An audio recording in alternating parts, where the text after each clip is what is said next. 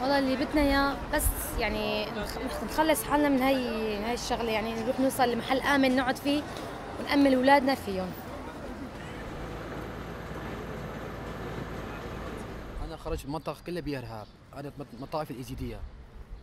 الان بیشتر به لباس و اینجور چیزا دیگه، نه لباس برامون مونده، نه غذا، نه پول، هیچی. ضرورت داریم و پول این چیزا هم ضرورت داریم. دارو صبح ما سینه خودم عمال درد میکنه، نمیفهم تاثیرش چیه. یک دوا برام دادن، گفتن این دوا رو دیگه بخور میشه که جور شه، اگه جور نشید باز برای اشتراک بهش دکتر. به خاطر که چرا در کشور ما آمده، چرا در کشور ما آمده، ما رو گرفتن گروگان، تمام شهر مردامونا، هر کدوم از مردایی که با ما بودن همه عدم کتک خوردن با آهن و چوب و هر چی، دهنشون همه خون بود از دم. بعد همه رو که آره سر مجردا رو همه رو شکوندن، دست و پاهاشون رو شکوندن که پول بگیرن. آخر سر هم که پولشون رو گرفتن، مسیر 1 ساعته رو ما رو 10 ساعت راه می‌بردن. الان همین مسیر اینا 2 ساعت رفتن، ما 5 ساعت 6 ساعت تو راه بودیم تا برسیم اونجا. همین دیگه.